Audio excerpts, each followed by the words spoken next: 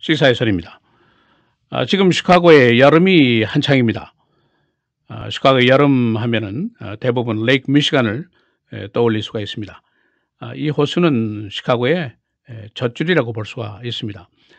이 레이크 미시간 하늘 위에서 번쩍이는 천둥과 번개, 시카고 여름의 장관이고 아주 전형적인 모습입니다. 그런데 이 레이크 미시간에 지금 큰 변화가 진행이 되고 있습니다.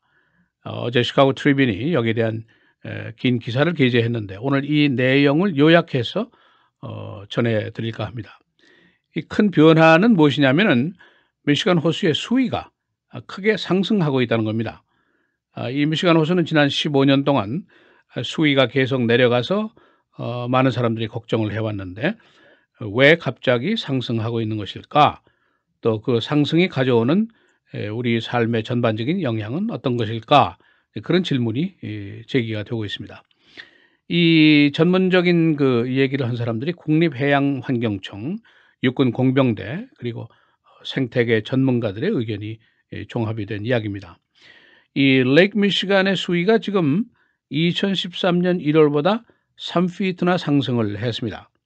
3피트 상승 뭐 별거 아닌 것이다 하고 생각할 수도 있습니다만은 이 호수의 크기가 남한 면적의 한 57% 정도 달하는 아주 거대한 호수니까 수위가 3피트 상승했다는 것은 그야말로 대단한 일이라고 볼 수가 있습니다. 우리가 보통 Great Lakes, 5대호 이렇게 얘기하는데 지구상의 최대의 담수 호수가 있는 바로 옆에 우리가 지금 살고 있습니다. 이 레이크 미시간 1990년대부터 이제 수위가 4피트나 내려갔습니다. 그래서 15년 동안 긴 세월 동안 이 낮은 수위가 계속이 되어 왔었습니다. 그런데 이 수위가 갑자기 2013년부터 상승하기 시작해서 지금은 3피트나 상승을 했다. 이런 결과가 조사 결과 밝혀졌습니다. 미시간 호수 하면은 뭐 우리 식수가 여기서 해결되죠. 그러니까 뗄래야 뗄 수 없는 존재입니다. 그리고 그 풍성한 모습 때문에 우리의 감성을 사로잡고 있는 그런 존재죠. 그런데 그뿐 아니라 경제적인 요인, 생태계적인 요인, 환경적인 요소 이런 것들이 다 종합이 돼서 우리 전반적인 삶에 직결이 되는 그런 존재라고 볼 수가 있습니다. 이 미시간 호수는 보통 풍성하고 아주 자애로운 얼굴을 하고 있습니다만은 폭풍이 친다든가 눈보라가 내리면 삽시간에 레이크쇼 고속도로를 마비시키고 해변가에 있는 칸도 5층까지 물을 벼락치는 그런 위력의 존재이기도 합니다. 이 수위가 갑자기 상승한 원인이 과연 무엇일까? 이것이 이제 가장 중요한 질문인데 이 수위 결정을 하는 것이 간단한 문제가 사실은 아닙니다. 우선 대기의 온도가 중요하고 물의 온도도 중요하고 대기의 습도, 풍속, 풍향 또 멀리 떨어져 있는 바다의 수온 이런 것들과도 밀접한 관계가 있어서 이것이 바로 수위를 결정하는 요인이 됩니다. 가장 중요한 요소가 수온과 대기 온도의 차이입니다. 수온이 높고 대기 온도가 차면은 이 증발이 가속화되겠죠. 그러니까 증발이 많이 되면은 물이 많이 하늘로 올라가니까 수위가 자연히 떨어지게 되어 있습니다. 지난 15년 동안은 전국적으로 가뭄이 계속이 됐습니다. 그리고 엘니뇨 현상이 일어나면서 더운 여름이 계속이 됐고 또 겨울마다 그 강설량도 매우 부족한 해가 많이 있었습니다. 그래서 이런 요인들 때문에 이제 수위가 계속 낮아져서 한 15년 동안이나 긴 세월 이런 상황이 계속이 됐었습니다. 그런데 2013년 이후에 이 엘니뇨 현상 때문에 그 바다에서 유입되는 물의 수온이 크게 올라갔습니다만은 그러나 대기의 공기 온도도 높았습니다. 그래서 물의 증발이 억제되는 그런 현상이 계속해서 빚어졌다. 이것이 이제 중요한 요인입니다. 그리고 또 중요한 것은 2013년 이후에 강우량이 비교적 풍족했습니다. 금년 6월에만 강우량이 시카고 지역에 한 7인치나 됩니다. 그러니까 비가 많이 온 거죠. 또 한 가지 중요한 요인이 있습니다. 지난 2번의 겨울 동안 그야말로 혹한이 왔었는데 우리가 보통 얘기하는 그 폴라 vortex, 북극의 그 회오리 바람, 눈 회오리 바람, 이 혹한 때문에 이 거대한 레이크가 모두 다 얼었단 말이죠. 그러니까 이 얼은 것이 이 늦은 봄까지 계속되니까 늦은 봄까지 이 호수의 물이 증발이 전혀 진행이 되지 않았습니다. 그러니까 결국 수위가 갑자기 크게 올라가는 그런 결과를 이런 여러 가지 요인들이 종합해서 이제 만들어지게 된 겁니다. 이 수위의 변화 때문에 생태계라든가 환경계 또 경제적인 것들 많은 영향이 지금 진행이 되고 있습니다.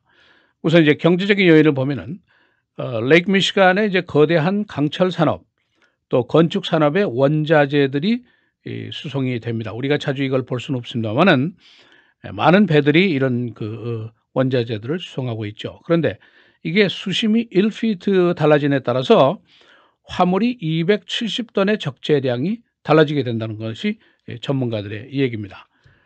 그러니까 수위가 올라가면은 선박의 적재량이 올라가게 되는 거죠. 그래서 수송비가 전략이 되고 각종 원자재의 수송 가격이 전략이 되니까 생산가도 줄어드는 그런 현상을 빚게 됩니다. 그리고 우리 이제 그 생활하는 환경에 대한 변화도 진행이 됩니다. 레이크쇼 라인 그 호숫가 침식이 이제 우려가 되죠. 스톰이 온다든가 눈 폭풍이 오면은 레이크 주변의 도로라든가 거주지가 심각한 위협에 빠지는 거 우리가 여러 번 직접 경험을 했습니다. 바로 퇴근길에 레이크쇼에 폭설이 오니까 자동차 수천 대가 묶여서 밤을 샌 그런 기억을 여러분 하실 수 있습니다. 그래서 시카고 시라든가 육군 공병대가 제방 확장 또 보수에 지금 골몰을 하고 있습니다.